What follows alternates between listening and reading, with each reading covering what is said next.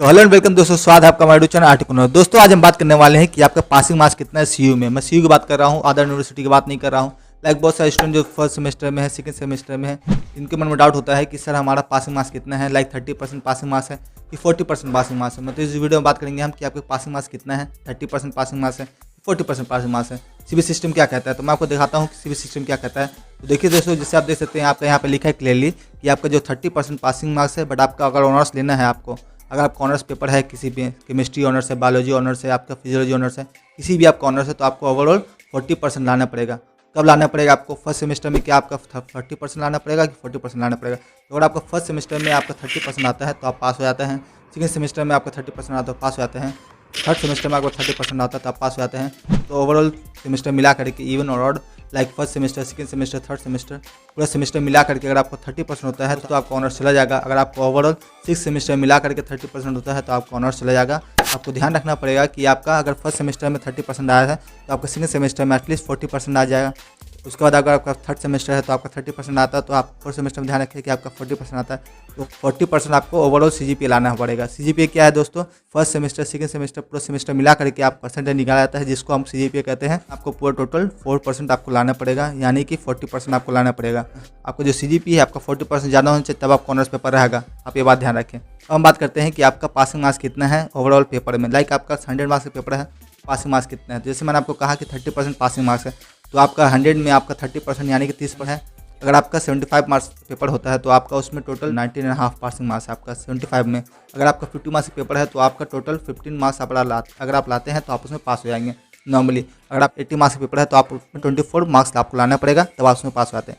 अब आपको मन में क्वेश्चन होगा, अगर 50 मार्क्स का पेपर है तो आपका 50 मार्क्स तो पासिंग मार्क्स है ही, आपको उसमें लाना पड़ेगा।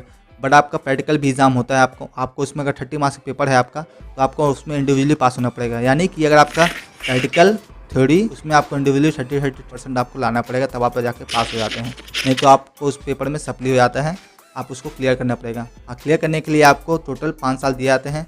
आपका 3 साल ग्रेजुएशन के लिए और 2 साल एक्स्ट्रा आपको दिए जाते हैं ताकि आपको पास हो जाएँ। तो आपको ध्यान रखना पड़ेगा कि आपको 3 साल में आपको, ताकि आप क्लियर कर लें। अगर आप उसमें क्लियर नहीं करते हैं तो आपको एक्स्ट्रा साल दिए जाते हैं आप उसको क्लियर करने के लिए। तो अगर आपका मान लेते हैं फर्स्ट सेमेस्टर में आपका सप्ली हो गया है तो आपको थर्ड सेमेस्टर आपको चांस दिया जाएगा कि आप उसे क्लियर कर लें। अगर आपको थर्ड सेमेस्टर में फिर सप्ली हो गया उसी पेपर में, तो आपको फिफ्थ सेमेस्टर आपको चांस दिया जाता है कि आप उसे क्लियर कर लें। अगर आपका फिफ्थ सेमेस्टर में सप्ली आता है तो आपको फिर एक साल चांस दिया जाता है आपका उसको क्लियर करने का। तो आप ध्यान रखें कि आपका अगर फर्स्ट सेमेस्टर में सप्ली आता है तो आप उसे थर्ड सेमेस्टर में क्लियर कर लें।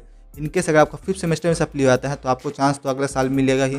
तो आप ध्यान रखें कि अगर आप फिफ्थ सेमेस्टर में है या सिक्स सेमेस्टर में है तो आप ध्यान रखें आपका सप्ली ना आए। अगर आपका किसी में सप्ली हुआ था पहले, इससे पहले, तो आप उसे क्लियर कर लें, नहीं तो आपको एक्स्ट्रा साल लग जाएगा टोटली। तो आप ध्यान रखें आपका अगर किसी सब्जेक्ट में सप्ली होता है तो आप उसे क्लियर कर लें, नहीं तो आपको प्रॉब्लम होगी आगे जाकर के। ये तो रहा आपका पासिंग मार्क्स कितने हैं। तो अगर आपका इनकेस अगर आपका किसी सब्जेक्ट में 15 मार्क्स आपका पासिंग मार्क्स है, अगर आपका 14 आता है तो क्या होगा? तो अगर 14 मार्क्स आता है आपका किसी में तो आपको ग्रेस मार्क्स दे करके आपको पास मार्क्स कर दिए जाते हैं। ग्रेस मार्क्स क्या होता है? तो सीबीएसई सिस्टम कहता है कि अगर आपका किसी पेपर में 1 मार्क्स कम होता है, 2 मार्क्स कम होता है, तो आपको एक्स्ट्रा 1 मार्क्स दे करके आपको पास कर दिया जाता है। अगर 2 मार्क्स कम होता है तो उस पेपर में सप्ली आता है। और सप्ली कैसे क्लियर करना है, मैंने उसके लिए बहुत सारा वीडियो बनाया है कि आपको सप्ली कैसे क्लियर करना है, क्लिक के लिए कैसे अप्लाई करना है, मैंने उसके लिए वीडियो बनाया है। अगर आपका किसी पेपर में सप्ली हो जाता है तो आप रिव्यू के लिए चांस मिलता है। अगर आपको डाउट है कि आपका 3 मार्क्स इंक्रीज हो सकते हैं तो आप रिव्यू के लिए दे सकते हैं। अगर आपको डाउट नहीं है कि आपको पता है कि मैंने कम ही लिखे थे, आपको सप्ली हुआ है, तो आपको नेक्स्ट ईयर आपको चांस मिलेगा उसको क्लियर करने के लिए। अगर आप इंडिविजुअली प्रैक्टिकल में फेल होते हैं तो आपको प्रैक्टिकल का एग्जाम देना पड़ेगा। अगर आपका थ्योरी में फेल होते हैं तो आपको थ्योरी का एग्जाम देना पड़ेगा। मान लेते हैं आपका केमिस्ट्री ऑनर्स पेपर है, उसमें आपका एग्जाम होता है 50 मार्क्स का, प्रैक्टिकल एग्जाम होता है 30 मार्क्स का, और आपका अटेंडेंस आपका इंटरनल मार्क्स होता है। ठीक है दोस्तों, तो अगर आपका 50 मार्क्स में अगर आपका 15 से कम आता है तो आपको उस पेपर में सप्ली आता है, तो आपको नेक्स्ट ईयर चांस मिलेगा कि आप सिर्फ थ्योरी का एग्जाम दें। अगर आप प्रैक्टिकल में पास है तो, अगर आप प्रैक्टिकल में फेल है, आप थ्योरी में फेल है तो आपको दोनों पेपर नेक्स्ट ईयर आपको देना पड़ेगा। प्रैक्टिकल में सिर्फ फेल होते हैं तो आपको नेक्स्ट ईयर आपको सिर्फ प्रैक्टिकल देना पड़ेगा, आपको थ्योरी एग्जाम नहीं देना पड़ेगा। अगर आप थ्योरी में फेल है तो आपको थ्योरी एग्जाम फिर देना पड़ेगा, प्रैक्टिकल नहीं देना पड़ेगा। अगर आप दोनों में फेल है तो आपको दोनों एग्जाम देना पड़ेगा। अगर आप दोनों में पास है तो दोनों एग्जाम दे देने पड़ेंगे, नॉर्मल सी बात है। ठीक है दोस्तों, ये रहा आपका वीडियो। बाकी आपको जानना है कि 5S क्वेश्चन पेपर कैसे डाउनलोड कर सकते हैं तो आप जाकर हमारी इस वीडियो को देख सकते हैं।